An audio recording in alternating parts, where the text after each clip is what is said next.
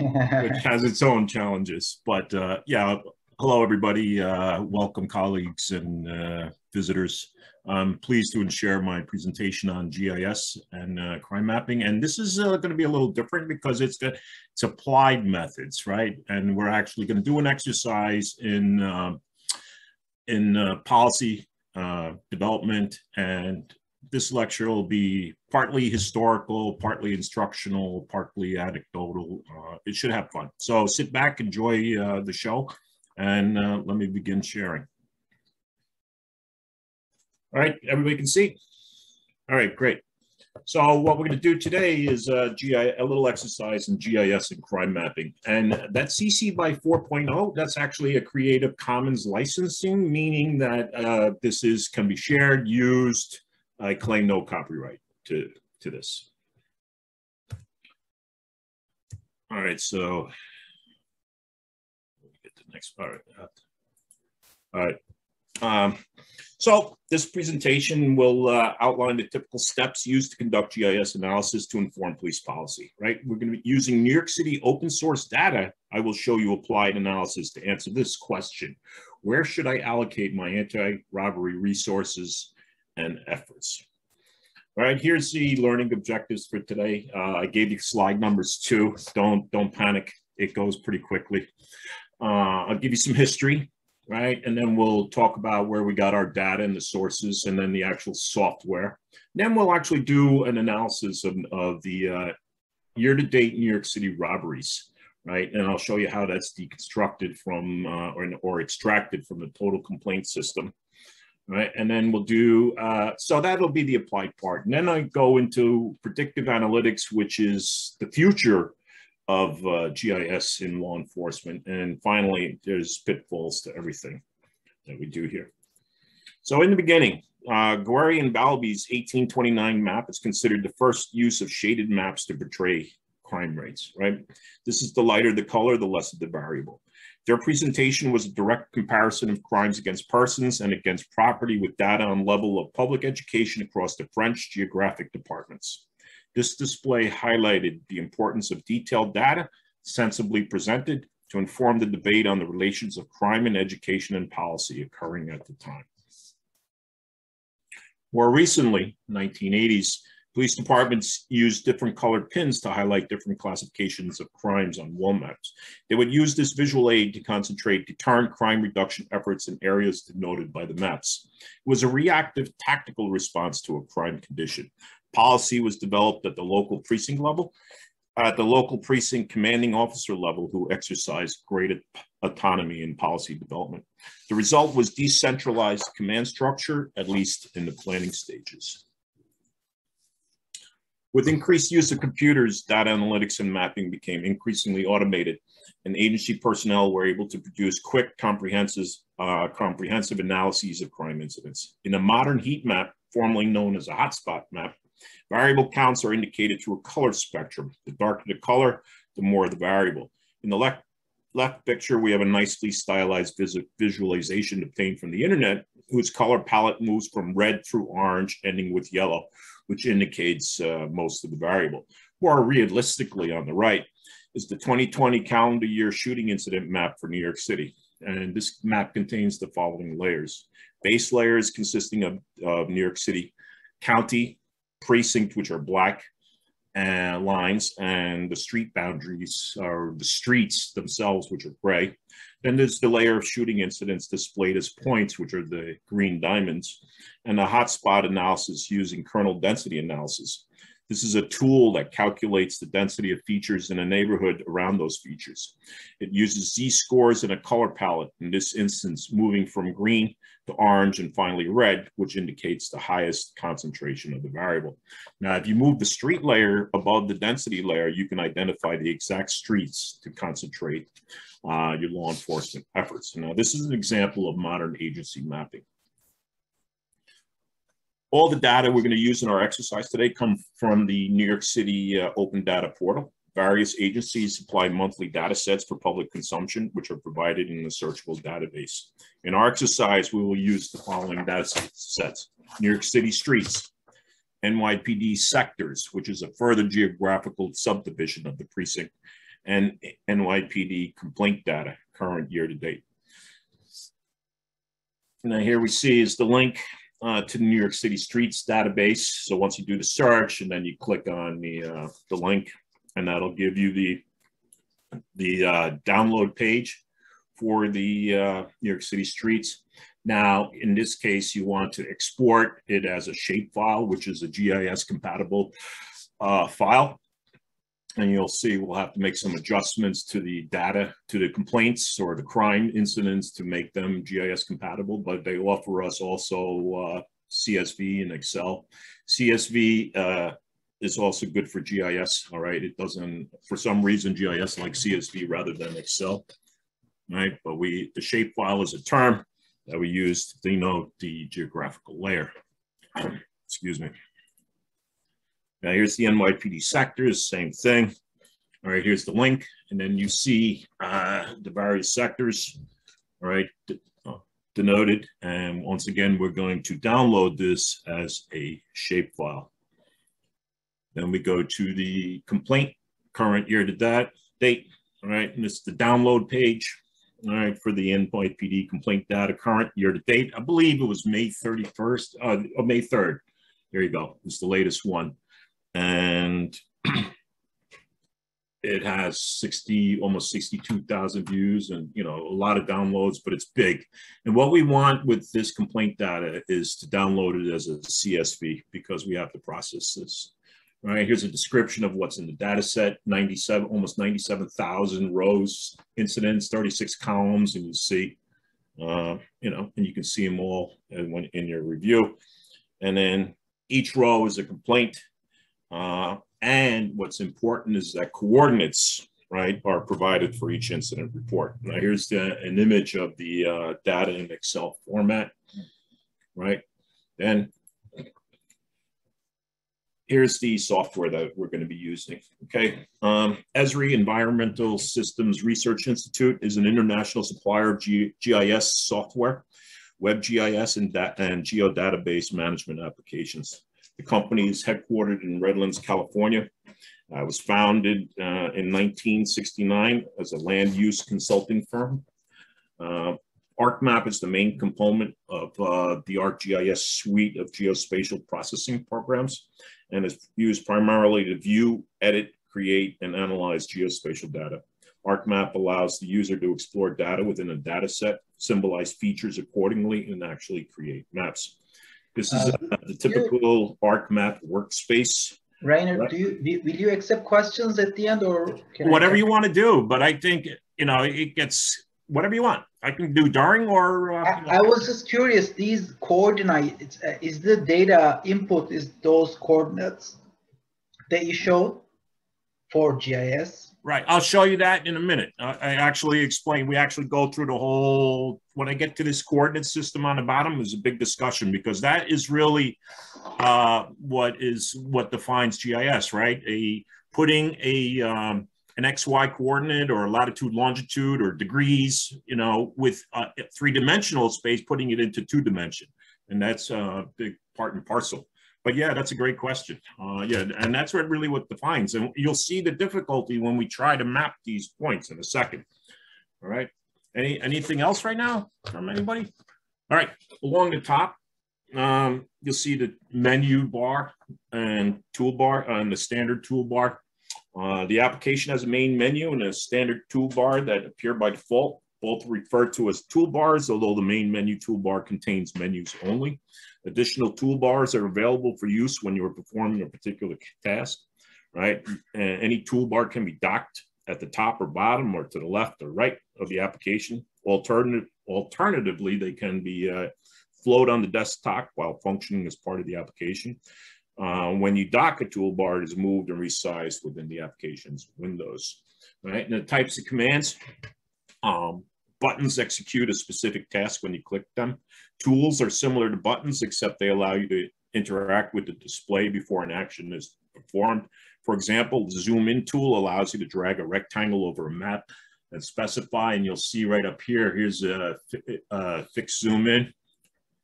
Gotta be careful. And, you know, here's some zoom tools, things like that. A tool palette presents a collection of related tools. Combo boxes allow you to choose an option from a drop-down list. For example, in ArcMap, a combo box is used to specify the map scale.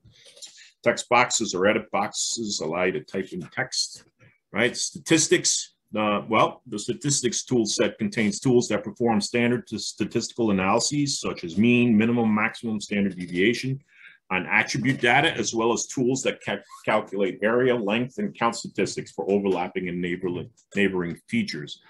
The catalog, Windows Explorer style file system that is used to organize and manage various types of geographic information as logical collections. For example, the data, maps, and results of your current project that you work with in ArcGIS. And this catalog window provides you tools to do the following: browse and find data, record, view, and manage data, search for and discover GIS data on local networks in the web, define, export, import data models and sets, create, manage the schemas of geodatabases, and add connection and administer ArcSDE geodatabases, and also connecting and administering ArcGIS Online, so hosted services. Now, moving from left to right here, the table of contents lists all the layers on the map and shows what the features in each layer represent. The map's table of contents helps you manage the display order of map layers and symbol assignment, as well as set the display and other properties for each layer. The layers at the top of the table of contents draw on top of those below them. Thus, you'll put the layers that form the background of your map, such as ocean or an image, near the bottom of the table of contents, and the layers to which you want to draw the map reader's attention near the top. Typical map might have an image or a terrain base, such as shaded relief or elevation contours, near the bottom. Next comes base map polygon features, followed by line and point features near the top. And finally, you might typically see some reference layers, such as road names, place names, that give us locational context. Now, the map display, and this is called, in ArcMap, it's called the data frame. That's your workspace. That's where you do your work. And this is where the data sets are symbolized and labeled within a layer-based map display. Now, the coordinate system on the bottom right, to display your data correctly, each data frame uses a coordinate system. It determines the projection of the map for the display in the data, and it doesn't necessarily have to be the same as the data you're using, but it will take longer to draw, and there are some conflicts that are created, which we'll see in a second. When ArcMap is started with a new empty map, the coordinate system for the default data frame is not defined. The first layer added to the empty frame sets the coordinate system for the whole page. But you can change it if you have to. And that's where we have a problem once in a while, where we'll have different coordinate systems that just don't jive, and you have to kind of format new systems, which this software allows you to do. So as you add subsequent layers, they are automatically displayed using that initial coordinate system that was defined. If there isn't enough information, then it won't work for you. It won't project the data in each layer displayed correctly. And then you'll have to supply the necessary information yourself. But if you have a layer whose set has a system defined and you know which one it's using, you can use the tool in the analysis toolbox to assign projection information to your data, right? So here we have a map display, and you'll see it has the NYPD precincts, not the sectors, right? This is these are the black lines that define the various precincts. There's 75 of them, right? And then we have the New York City streets in gray lines. And you have to understand that this is a macro perspective, right? You can drill down to individual street corners if you had to, right? And we have over here the NYPD complaint data on the bottom, which is currently not displayed. So we want to display that. So typically, you take the complaint data and you want to display XY data, right? And it gives you the display XY data window, which you which you fill in, right? The X field is the X coordinates, Y field is Y coordinates, and then it's WGS 84 is the coordinate system. You click OK, and it says, the table does not have an object ID field. Every single record needs an object ID field. That's GIS stuff to help map the points. And so we have this problem, so we have to create one, right? An object ID is a unique, not null integer field used to uniquely identify rows and tables in the geo database. Okay, so what are we on? Slide. So we are going to create the object ID field by creating a feature class. That's why it's required. Right, a feature class is a collection of geographic features that share the same geometry type, like a point, line, or polygon. In this case, it's all points, prime points, and the same attribute fields for a common area. Streets, well points, parcels, soil types, census tracts are examples of feature classes. So I have to create a feature class, which the window pops up, fill in the blanks, file it, and then hit run, and it'll start doing it. And as soon as it's completed, it'll populate. You'll be able to display your XY points, which are right here. I think there's 97,000 points in this window, in this picture right here. All right. And so that's all crimes. That's all crime complaints. So what we need to do now is extract the robbery complaints from our data set. And we do that through the selection by attributes. And here we have to find the variable that typifies the data, the robberies, which is offense description equals, and then select robbery. And that is the script window, right? Script window is on the bottom. Defines the query. It's also available as a Python window. So for those of you that are interested in Python or know Python well, you can do all this in Python. And then the robbery selection is identified. Okay. And this is identified as a light blue data point. So now we have to create layer from the selected features as a standalone layer. And then here we have the final robbery data set as a point display. Right, and these are by default diamonds, but you can make them all different types of shapes and stuff. And now this right here, analyzing that, it's very confusing. You can see a lot of clusters and things like that, but it's not really identifiable. So we would need to conduct some type of analysis or additional analysis. Maybe we want to count all the points up within each precinct or sector, right, which is that subdivision. So what we do is we want to display the sum of data points for each sector. So we have to create a count field and a spatial join between the point shapefile, which is the robberies, and the polygon shapefile, which are the precinct sectors. And you do that through joining data of robbery complaints, and you sum according to a defined sector.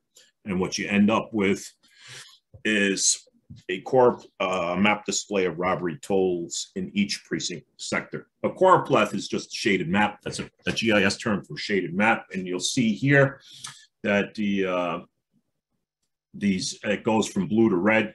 0 to 5 is blue, with red being 25 to 35 robberies in the area. So we start seeing some red, hazard areas displaying.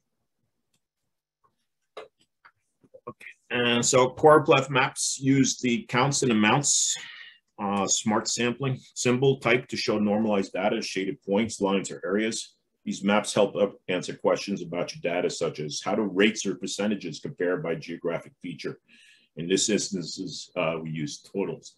So now when we want to conduct the density analysis, we use the ARC toolbox density and kernel density window for defining the type of analysis. Now, one of the most common types of kernel density and point density tools is to smooth out the information represented by a collection of points in a way that is more visually pleasing and understandable.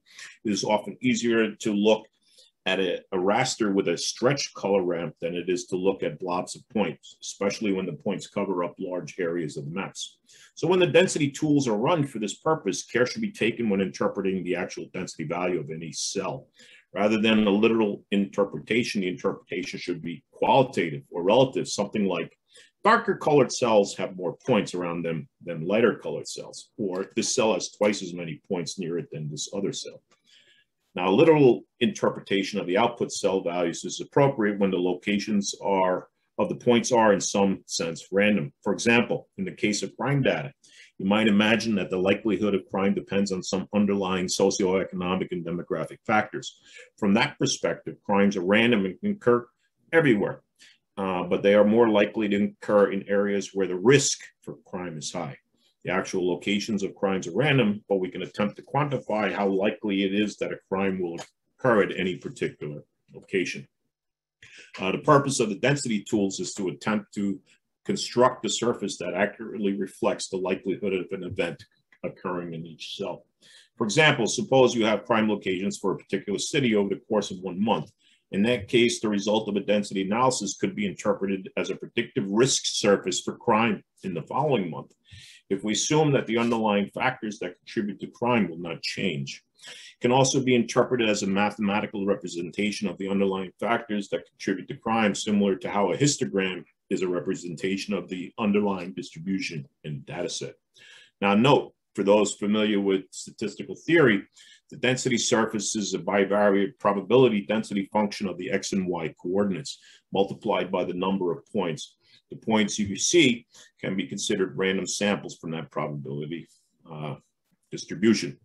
Now, performed kernel density analysis are able to tell us where clusters in our data exist. However, if we're not confident to tell whether these clusters resulted randomly or there is some underlying spatial process behind. Therefore, with our next analysis, we want to both detect the patterns and inspect how meaningful they are. Moreover, we want to base our answer on something more confident than human perception. So with hotspot analysis, we're able to detect clusters of high and low values in our data. And with the P and Z values, we are 99, 95, and 90% confident to tell how statistically significant these clusters are. Hotspot analysis considers a feature, like for example, a crime event in the whole data set. A feature has a value, or in case of crime events, features are aggregated and their count within the aggregation area represents the value. Feature has a neighborhood, which is a group of features surrounded, including the feature itself. A feature with a high value is interesting, but it may not be a statistically significant hotspot. To be statistically significant hotspot, a feature will have a high value and be surrounded by other features with high values as well. The local sum for a feature and its neighbors is compared proportionally to the sum of all features. When the local sum is very different from the expected local sum, and that difference is too large to be the result of random choice, a statistically significant z-score results. For statistically significant positive z-scores, the larger the z-score is, the more intense clustering of high values, i.e. a hotspot. For statistically significant negative z-scores, the smaller the z-score is, the more intense the clustering of low values, cold spot. So that was a lot, but in applied, by default, the density layer that is created is a single color from lighter to darker with 9 layers. And, what I did was went into layer properties and I made it from blue, low z-score, to red, high z-score. And it gives us a more pronounced, starker effect. And you'll see this display right here. All right. Remember, layer properties, colors and layers can be adjusted to suit analytic need. And that is our density analysis of the robbery complaints. And here's a close-up of that hotspot, right? That close-up right here in the red. We zoom into there, and the yellow, and we see that it is, the red spot is in sectors Midtown South, Precinct, Sector Eddy and David, and we see that the yellow diamond is the Port Authority bus terminal. So the area is known for dense traffic, pedestrian and vehicular, large population heterogeneity, a lot of anonymity, all factors preferred by criminals. So you can see why we have a cluster here, because just the sheer volume of people moving through, that we have large numbers of robbery complaints. So now that would be one place I might want to consider allocating my anti-robbery efforts and resources. But we also could readjust the layer properties to identify other areas of concerns. All right, and we'll see here the various colors in the Bronx are starting to blossom, and that might be worth looking at and allocating resources to. And then we could also do what is called a dual density analysis. And that is basically a follow-up where we'll see we've identified a hotspot, we've applied our resources, we come back in 6 months, do another analysis, and we'll see the differences in densities and as an indicator of whether or not our policy is in fact working, right? And that will give us the allocation effect. So that is our little exercise in robbery analysis. Now I just want to give you a little quick survey of GIS use in predictive analytics, which is really, really cool, but it's also very political, as you'll see in a few minutes. All right. So what we've seen, let me go back with an introduction. What we've seen so far is a typical reactive example of the current state of affairs in policing. Predictive analytics can be seen as a proactive approach, which is the product of open data, cloud computing, machine learning, geospatial analysis, and artificial intelligence. Models are created and examined in the context of threats, demographic, economic, social, and environmental. It can also be understood as combining law enforcement experience with analysis in order to enhance crime prevention. So what follows are some of the methods used in this type of analysis. This next one is tactical analysis using spatial statistics. And this is basically a risk analysis using first and second standard deviation, ellipses, average distance between hits, buffer, and directionality. All right, and you'll see the average distance between hits was actually taking the different the distances between the green dots or the crime incidents and you know, creating a buffer around them. And then the directionality would be the green diamond here, showing where the next possibly. So we might want to consider allocating our resources somewhere within the shaded area. Another one is the probability grid method. All right, it's a tactical tool for predicting where the next incident in the series will occur. This is accomplished by combining data and methods from many proven and useful analyses into one broad workflow. These derived data sets are then weighted or scored and combined into one data set that highlights the target areas. Now, the various spatial layers are created as follows. We have the standard deviation ellipses, right? The mean, the first and second standard, the convex hull, last crime buffer, and the intersection of all crime buffers. Now, these derived data sets are weighted both individually and collectively. And finally, the values are intersected into a vector-based grid. Once the grid has been scored, a more useful product can be provided to the investigators and users of the information. Now, this is an enhancement of risk analysis to include identification of highest risk areas based on these various additionally identified risk factors. And you'll see the red are the areas, and here the green diamonds are actually video stores, and this was a data set on video store robberies. And you'll see the red would be the areas of significant concern based on all the previous incidents. Journey to crime, I'm a real fan of. This is Ken Rosmo and Associates up in Canada, identifies the highest probability area where an offender may have an anchor point, right, or like a home or a business or where they commute from. And it only works with a crime series and analyses and analyzes the commute to crime taken by offender or group. And in this case, this is based on an actual data set up in, I think, Montreal, and the offender was located in this red area between 6 and 10. That's where where the offender lived. Now, here is the travel distance decay graph on the previous data set. The software actually calculates it, and it's the frequency of offending decays as distance from the home base increases. Now, it remains unclear what form of decay function best characterizes this relationship. Now, this is one, but here are the travel graphs of the 5 mathematical functions used in journey to crime analysis. Different forms of decay function reflect different patterns and rates of decrease in the likelihood of offending as distance from the home base increases. And these different patterns imply different underlying psychological processes, and that still remains to be researched. This is correlated walk analysis. It's the opposite of journey to crime. but also requires a crime series and identifies the highest probability area where an offender may commit the next crime. This is a map of a counterclockwise series suggesting the next event is with the diamonds in the lower left-hand corner using the median, mean, and regression. Then we have spider analysis. Creates linking lines between two layers based on unique identifiers.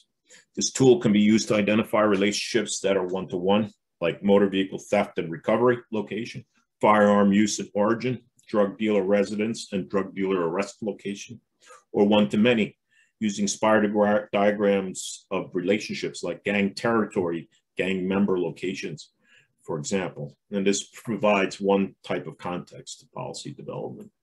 And here's risk terrain modeling. This is the last one.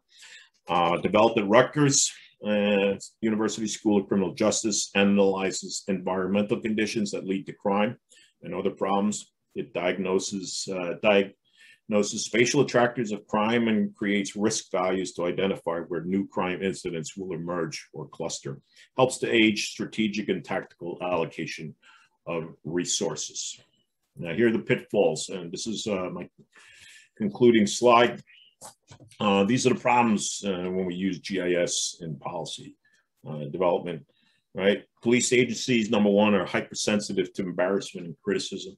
There's a lack of understanding in the algorithms. What factors are included in these algorithms? Are they appropriate?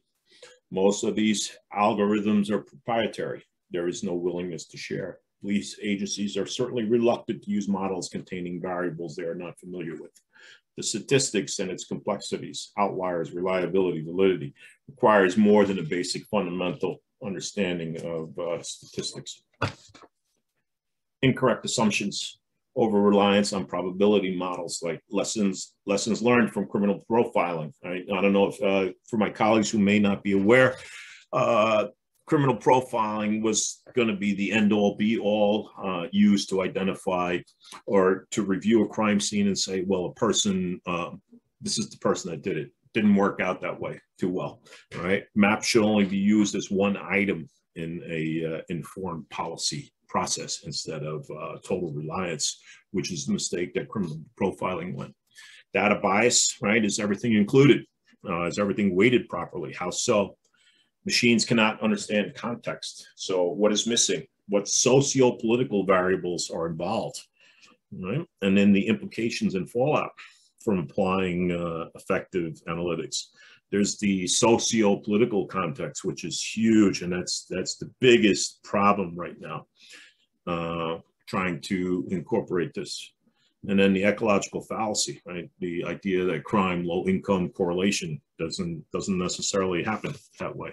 And so you might be misinformed by false narrative. And with that, colleagues, that is my opportunity to share, and I welcome and open all comments and questions and whatever you have. Reiner, thank you very much. I want to go first. This is actually some of the things I heard for the first time. I know this is your expertise area. And for the audience, I need to ask this question. You talk about in the pitfalls, right? The police departments sometimes are not eager to, use this technology because they're not familiar. If they're not familiar, they're not going to use it. They're like strangers. They're not all the IQ, high level, genius engineers that they're involved in the crime fighting.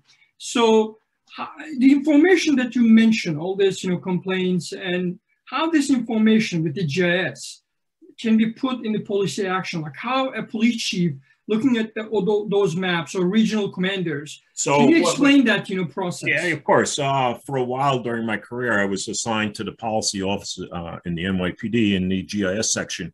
And what we would do is create the weekly robbery maps. Robberies and shootings were two crime variables. And I want to get a picture on my phone that I got from my office, which will help speak to this narrative. I'm not answering a call. So we would have to do the shooting and robbery maps, and they would, they would be printed up and then sent to, the executives for analysis. And what we what they specifically looked for, right? So these were you can see here that this is like, you know, a picture of the legend, highest incident areas of 28-day 9/11 robbery calls. So highest incidents, highest change areas from 2007 28-day to prior 28-day, highest change areas, yearly, monthly, right? And incidents, and then the intersection. So basically what they're looking for was the changes. Okay, they would implement allocate resources and then see what changes occurred, and that's really the focus. Never mind just the identification of the hotspot, right? They wanted to see the changes of what policy implementation, and that's just one piece of what they were doing, right? And so what they would do, they would identify these areas, then they would import resources, meaning, you know, officers, usually the junior officers on foot patrol, working like 4 in the afternoon to 8 in the morning with Tuesday, Wednesdays off.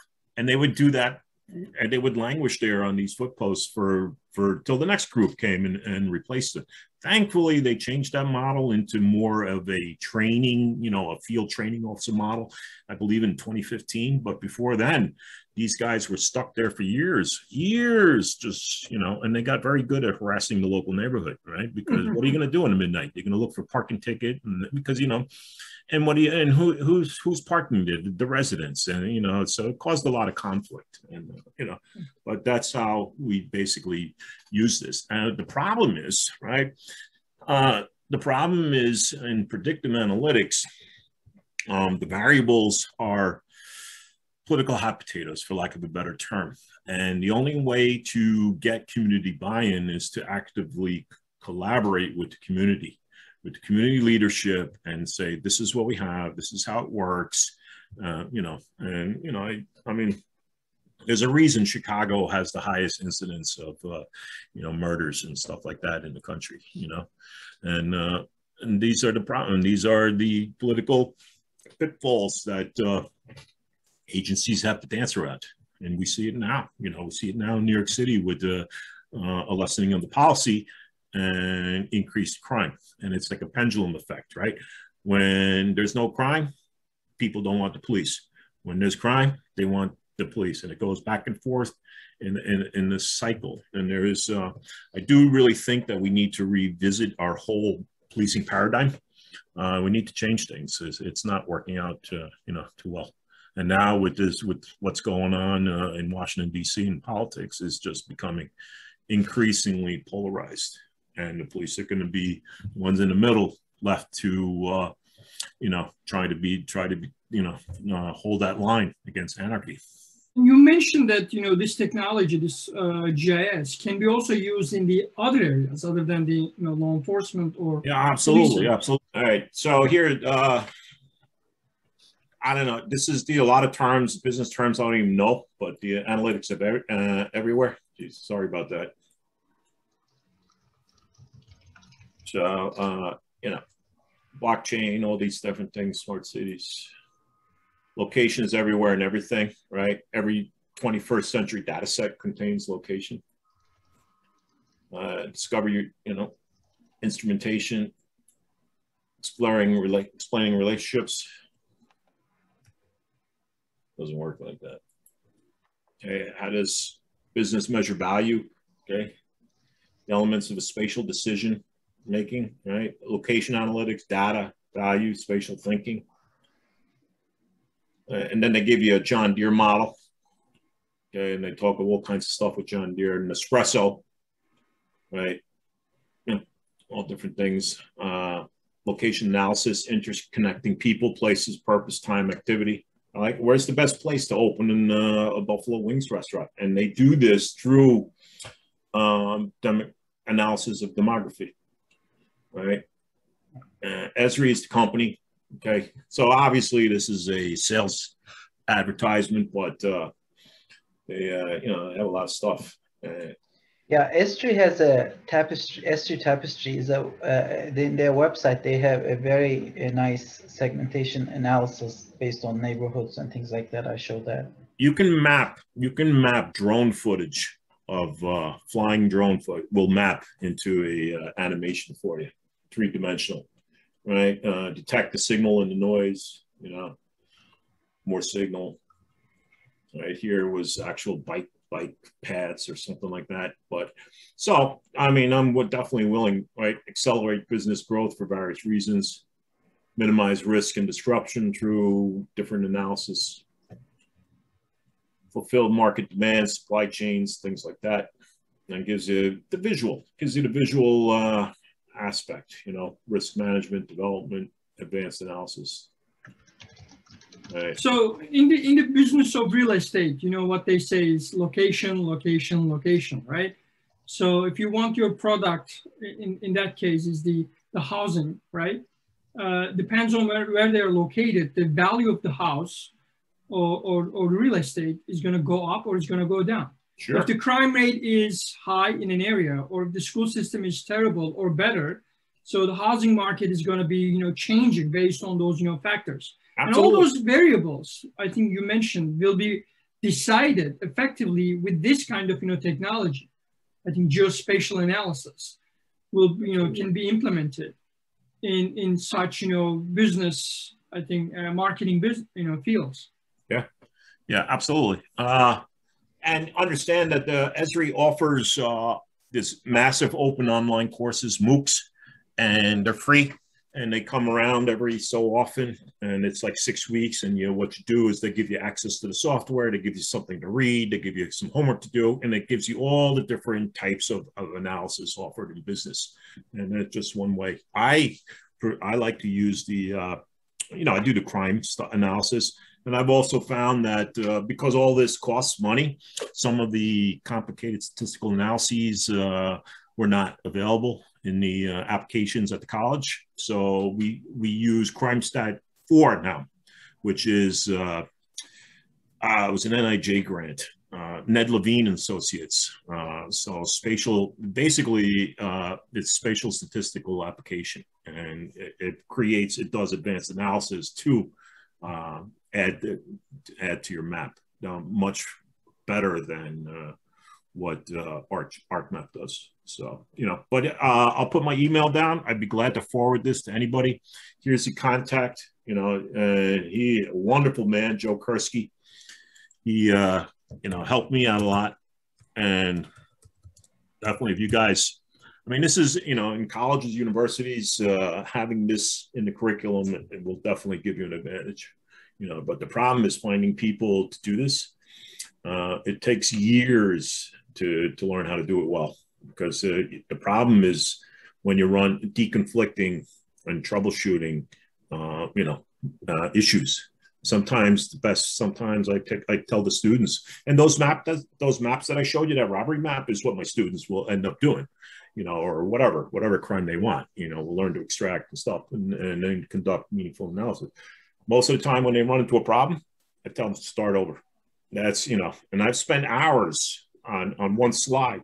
Finally, I just quit, they started over, and it worked perfectly with no rhyme or reason. So, and that's the inherent problem.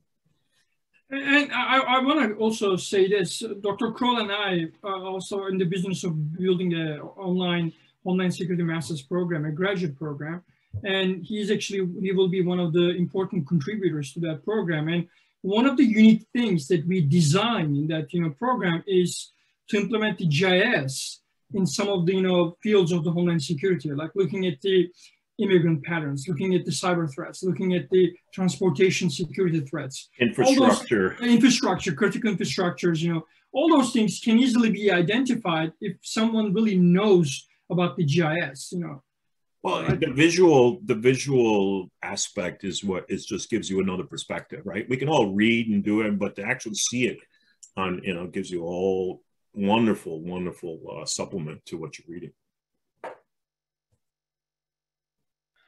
Well, that was very interesting. Thank you very much, Dr. No problem. Kroll. Really appreciate it.